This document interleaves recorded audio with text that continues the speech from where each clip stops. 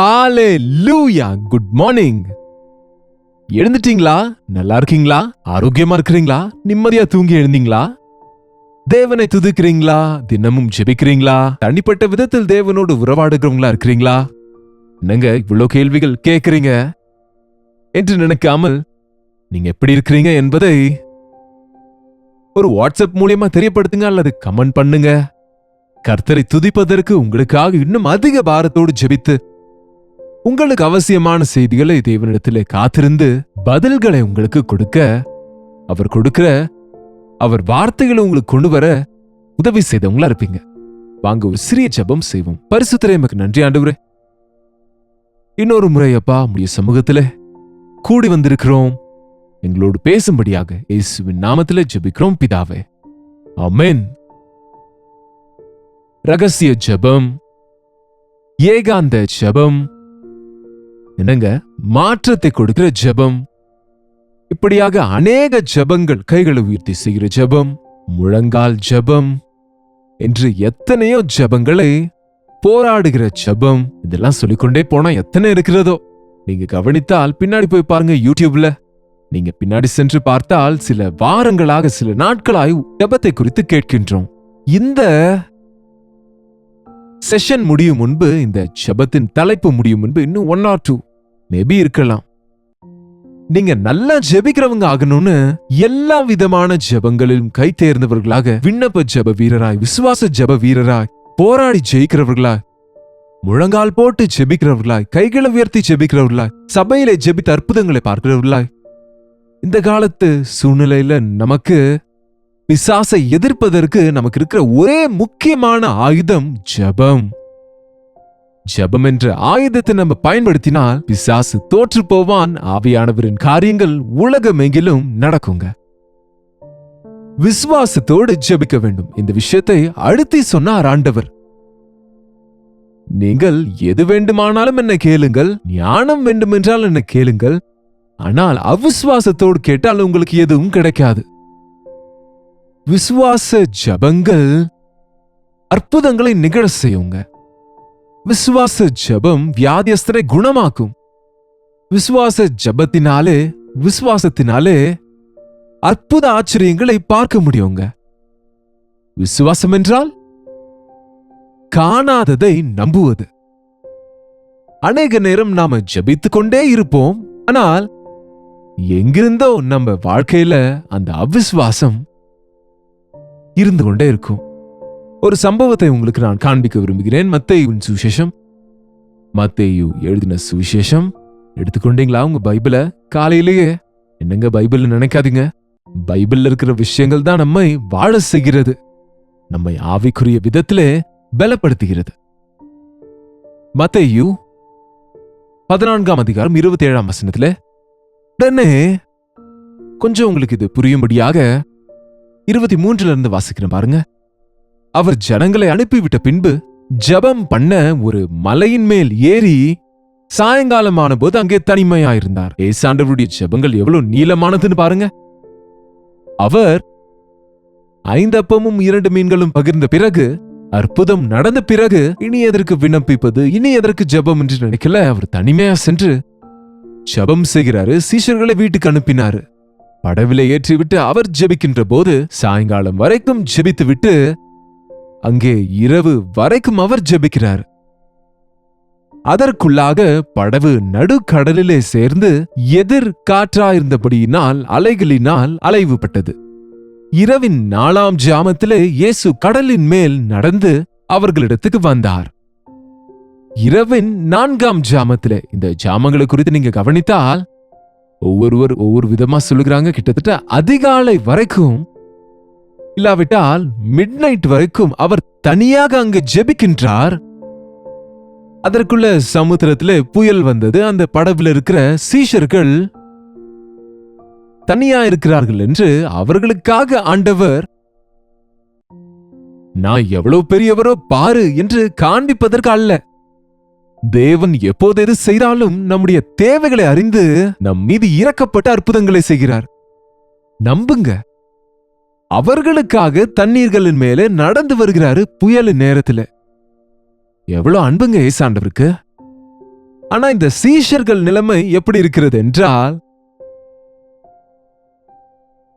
இயேசு கடலின் மேல் நடந்து அவர்களிடத்தில் வந்தார். 26வது வசனங்க. அவர் கடலின் மேல் நடக்கிறதை சீஷர்கள் கண்டு கலக்கமடைந்து ஆவேசம் என்று சொல்லி பயத்தினால் அலறினார்கள். இவங்க பார்வையில பூதங்கள் தான் இருக்கு, ஆண்டவர் இல்லை. அப்போதான் அவ்வளவு பெரிய அற்புதம் பார்த்தார்கள். எப்பொழுதும் எதை யோசிக்கிறீங்களோ அதுதான் உங்க வாயில வரும், அதுதான் உங்க மனசுல இருந்து கொண்டு இருக்கும்.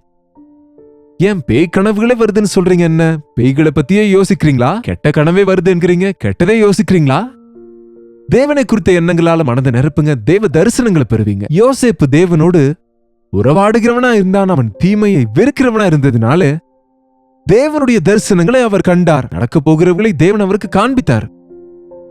நம்ம எப்பொழுதுமே மனுஷங்க என்ன நினைப்பாங்க, சூழ்நிலைகள் எப்படி இருக்கும் என்று யோசித்துட்டு இருக்கனால பயத்தோடு கூட இருக்கிறோம். கர்த்தர் நமக்கு உதவலாம் என்று நினைத்தாலும் கர்த்தரையே சந்தேகப்படுகிற நிலைக்கு பின்வாங்கி போவோம். பூதம் என்று நினைத்து பயந்து அலறினார்களாம். 27ஆம் வசனம். உடனே இயேசு அவர்களோடு பேசி, திடன் கொள்ளுங்கள், நான் தான், பயப்படாதிருங்கள் என்று அவர்களோடு சொன்னார். அவங்க டவுட்ட கிளியர் பண்ணி விட்டாரு. பயப்படாதீங்க, இது நான் தான், பூதம் அல்ல, நான் தான் என்று சொன்ன அவர் வார்த்தையை நம்பணுமா இல்லையாங்க? நம்ப வேண்டுமா இல்லையா? நம்புகிறோமாங்க நம்ம தேவன் கொடுத்த வாக்குத்தத்தங்களை? தேவன் கொடுத்த வார்த்தையை நம்புகிறோமா? நம்பினால் ஒப்பு கொடுப்பீங்க, நம்பினால் கீழ்ப்படிவீங்க. தேவனை நம்புகிறேன் என்கிறீங்க, என்ன பிரயோஜனம்? பேய்களும் நம்பி நடுங்குகிறது.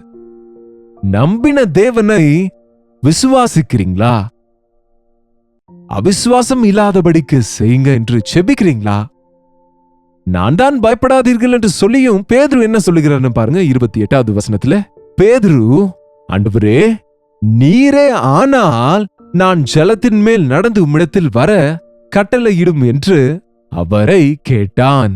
நீரே ஆனால் நான் நடந்து வர எனக்கு உதவி செய்யுங்க.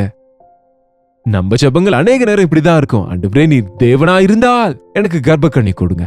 நீங்க கடவுளா இருந்தா எங்க பையன் எக்ஸாம்ல பாஸ் ஆக வேண்டும். நீர் நிஜமாவே உண்மையுள்ள தேவனானால் எனக்கு இது வேண்டும், அது வேண்டும், அதை கொடுங்க, இது கொடுங்க என்று ஆனால் ஆனால் என்று எப்பொழுது சொல்றீங்களோ, ஆனால் என்பது அவிசுவாசங்க. பாத்தீங்களா? பாதி பாதி விசுவாசம் கூட அவிசுவாசம் தான். நீங்க முழு மனதோடு நம்ப வேண்டும். ஆண்டவரே, தேவனிடத்துல ப்ரூஃப் கேட்க தேவையில்லை. ஆனா நம்ம அநேகர் ஜெபங்கள் இப்படித்தான் இருக்கு, அதனாலதான் பதில் கிடைக்கிறது இல்ல. நீரே ஆனால் தேவையில்லைங்க. ஆனாலும் கூட தேவன் உன் அவிசுவாசத்தை பார்த்து உன்னை துரத்துகிறவர் அல்ல, உதவி செய்கிறவருங்க.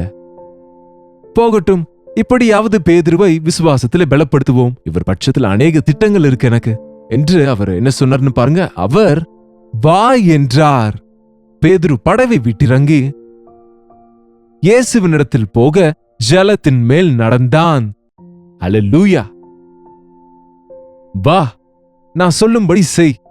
பேதுரு நம்பிக்கையோடு இறங்கி விட்டாரு. தண்ணீர் மேல நடக்கிறாரு. ரொம்ப ஆச்சரியமா இருக்கு. மற்ற சீஷருக்கும் ஆச்சரியமா இருக்கு. அங்கே தண்ணீர் மேல மூழ்காமல் நடப்பதை பார்த்து எவ்வளவோ சந்தோஷத்தோடு பேதுரு பொங்கி போகிறாரு. ஒரு அற்புதம், சூப்பர் நேச்சுரல் திங் நடந்ததங்க ஜெபத்தினாலே, தேவனை நம்புவதன் மூலம். ஆமாங்க, உங்களுக்கு கடுகளவு விசுவாசம் இருந்தா இந்த மலையை பெயர்ந்து கடலில் விழ சொன்னால் விழும் என்று சொன்னாரு. கடுகு ரொம்ப சின்னதா இருக்குங்க, ஆனா அது கெட்டியா இருக்கும்.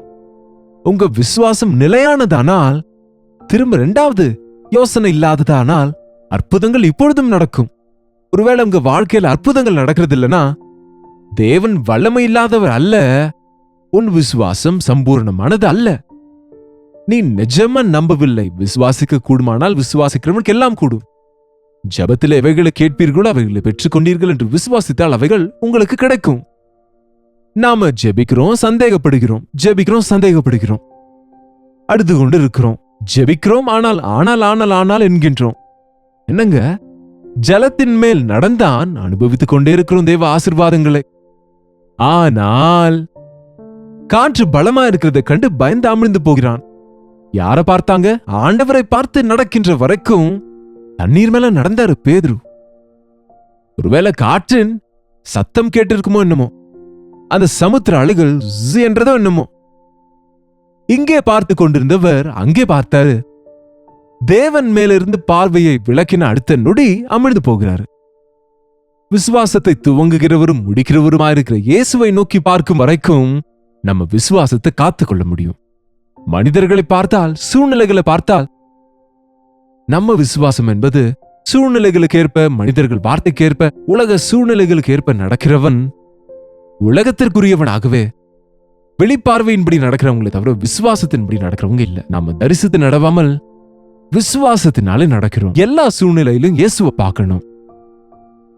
சூழல்கள் பயமுறுத்தினாலும், சுற்றி இருக்கிறவங்க நகைத்தாலும், உன் பார்வைக்கு இதெல்லாம் நீ முடியாதென்று நினைத்தாலும் உன் பார்வையை திருப்பாதே. இயேசுவை நோக்கி பார்த்து கொண்டு முன்னுக்கு செல்லு. விடமாட்டாய். காப்பாற்றப்படுவாய், ஆசீர்வதிக்கப்படுவாய். பேதுரு ஜலத்தின் மேல் நடந்தார். ஆனால் காற்றை பார்த்து பயந்து மூழ்கத் தொடங்கினார். அமிழ்ந்து போக தொடங்கின உடனே 31ஆம் வசனத்துல திரும்பவும் ஜெபிக்கின்றார். ஆண்டவரே, நீரே ஆனால் என்னை ரட்சியும் என்று கத்தவில்லை. இப்போ ஆண்டவரே நீரே ஆனால் என்பது இல்லை. இனி ஆனால் கீனால் என்று சொல்லிட்டு இருந்தா மூழ்கிடுவார். அவருக்கு தெரியும். முதல் முறை நிம்மதியா படகுல நின்று கொண்டு கம்ஃபர்டபிளா இருந்து கொண்டு நீரே ஆனால் நடக்க செய்யும், அல்லது இந்த படகுலயே இருக்கிறேன்னு நினைத்தாரு.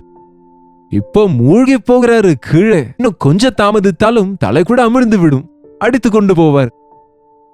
கழுத்து வரைக்கும் வந்தது பிரச்சனை. ஆகவே உள்ளத்தின் ஆழத்திலிருந்து வந்தது ஜெபம்.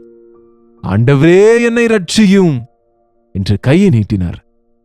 ஆமாங்க, எனக்கு தேவன்தான் வழி என்று நீங்க ஜெபிங்க. நிச்சயமா உங்களுக்கு நன்மை செய்வார்.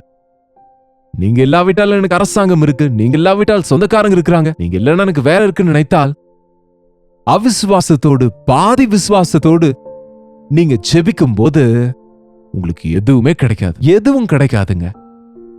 எதுவுமே கொஞ்சம் கூட கிடைக்காதுங்க. அதனாலதான் அநேகர் ஜெபிக்கிறாங்க என்கிறாங்க, ஒன்னும் நடக்கல, என்ன எந்த நன்மையும் இல்லை என்கிறாங்க. காரணம், நீங்க அவிசுவாசத்தோடு ஜெபிக்கிறீங்க.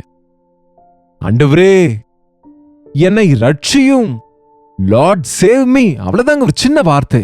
இருதயத்தின் உள்ள இருந்து அந்த வார்த்தை வந்தது. எவ்வளவு நல்ல தேவங்க. உடனே இயேசு கையை நீட்டி அவனை பிடித்துக் கொண்டார். உடனடியாய் கையை நீட்டி அவனை பிடித்துக் கொண்டு தூக்கி எடுத்தார். நீங்க விழுந்து போகும்போது, உயிர் போகும்போது, சிக்கல்ல விழும்போது, எந்த குழியில இருந்தாலும் அங்கிருந்தே கூப்பிடுங்க. உடனே ஜெபியுங்க. உடனே பதில் கொடுப்பார் அவர். அவர்கள் விழுந்திருக்கிற குழி நின்று அவர்களை தூக்குவேன் என்கிறார் ஆண்டவர். இனி எந்த முகத்தை வைத்து ஆண்டவரிடத்துல ஜெபிப்பதுன்னு நினைக்காதீங்க. இப்படிப்பட்ட சூழ்நிலையில தேவன் வந்தாலும் ஒன்னும் செய்ய முடியாது என்று நினைக்காதீங்க. மூழ்கி போகிறான். ஒருவேளை கழுத்து வர மூழ்கிட்டாரோ என்னமோ, கை மாத்திரமே வெளியே இருக்கிறதோ என்னமோ. இன்னும் ஒரு நொடி தாமதித்தாலும் தண்ணீரில் அடித்துக் கொண்டு போவார். ஆனால் ஆண்டவர் கையை நீட்டி அவனை பிடித்து விட்டு மேலே எழுப்பி, அற்ப விசுவாசியே, ஏன் சந்தேகப்பட்டா என்று கேட்டார். விசுவாசிதான் நீ, ஆனால் அற்ப விசுவாசி. உன்னுடைய விசுவாசம் போதவில்லை.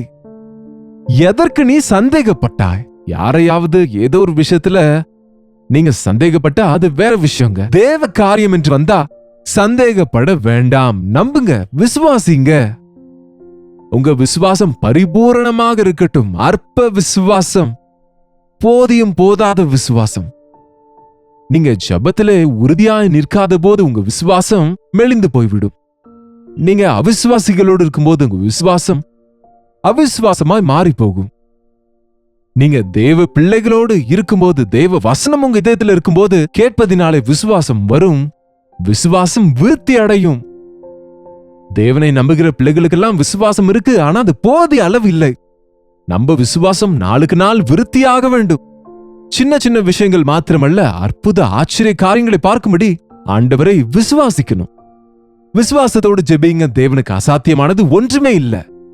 உங்க வாழ்க்கையில் என்ன கட்டங்கள் இருக்கோ எனக்கு தெரியாது. குழந்தை பாக்கியமே உங்களுக்கு இல்லை என்று அவங்க சொல்லிருக்கலாம். என் கணவர் மாறமாட்டார், என் குடும்பம் கட்டப்படாது, நாங்க பிரிந்து விட்டோம், 7 வருஷமாச்சு, திரும்ப நாங்க சேருவோமா? எங்க பிள்ளை வார்த்தை கேட்காம 2 வருஷமா சுற்றி கொண்டிருக்கான், அவன் திரும்ப வீட்டுக்கு வருவானா? இப்படிப்பட்ட தீர்வில்லாத பிரச்சனை எதுவானாலும் விசுவாசத்தோடு நீங்க ஜெபித்தால் அவருக்கு அசாத்தியமானது எதுவுமே இல்லை. உங்க ஜெபங்களுக்கு பதில் கொடுப்பாருங்க. ஜெபிப்போம். பரிசுத்த அன்புள்ள தகப்பனே, விசுவாசத்தோடு ஜெபிக்கிற ஜெபம், உம்மீது நம்பிக்கையோடு ஜெபிக்கிற ஜெபம் எங்களுக்கு கற்றுக் கொடுங்க ஆண்டவரே. ஆபத்துகள் வரும்போது, பிரச்சனைகள் வரும்போது மாத்திரமல்ல, எல்லா நேரத்திலும் எல்லா விஷயத்திலும் உம்முடைய சித்தம் செய்ய வேண்டும் என்ற ஜெபம், உம்முடைய சித்தம் உத்தமம் என்று நீர் எதை செய்தாலும் அது எங்கள் நன்மைக்கென்று நம்புவதற்கு சித்தத்திற்கு கீழ்ப்படிய உதவி செய்யுங்க. ஆபத்து காலத்தில் என்னை நோக்கி கூப்பிட உனக்கு பதில் தருவேன் என்றீர். எங்களுடைய ஆபத்து காலத்திலே உம்மை நோக்கி கூப்பிட்டு அடுத்த நொடிய விடுதலை பெற்று உம்மை துதிப்பதற்கு உதவி செய்யும்படியாக இயேசுவின் நாமத்திலே ஜெபிக்கிறோம் பிதாவே, ஆமென். நம்முடைய பிதாவாகிய தேவனுடைய அன்பும் குமாரனாகிய இயேசு கிறிஸ்துவின் கிருபையும் பரிசுத்த ஆவியானவருடைய அந்யோன்யமும் ஐக்கியமும் கூடி வந்திருக்கிற நம் அனைவருக்கும் இப்பொழுதும் சதா காலமும் துணையாயிருப்பதாக, ஆமென். தேவனுக்கு ஸ்தோத்திரம். உங்களுடைய ஜெப விண்ணப்பங்களை, பாரங்களை, உங்க பிரைஸ் ரிப்போர்ட்ஸ் எங்களுக்கு அனுப்ப விரும்பினால் 8939801234 ஒரு டெக்ஸ்ட் அல்லது வாய்ஸ் மெசேஜ் மூலம் வாட்ஸ்அப் பண்ணுங்க. உங்களுக்காக நாங்க ஜெபிக்கிறோம், நீங்களும் ஜெபிங்க. டாக்டர் ஜெயபால் யூடியூப் சேனல்ல சப்ஸ்கிரைப் செய்தீங்களா? லைக் பண்ண, ஷேர் பண்ண, கமெண்ட் செக்ஷன்ல உங்க பெயரும் ஊரும் பதிவிட மறந்து விடாதீங்க. கர்த்தருக்கு சித்தமானால் நாளைக்கு இதே நேரத்தில் அனுதின தியானத்திலே கர்த்தருடைய வார்த்தையோடு உங்களை மீண்டும் சந்திக்கிறேன். அதுவரை கர்த்தருடைய கிருபை உங்களுக்கு துணையா இருப்பதாக.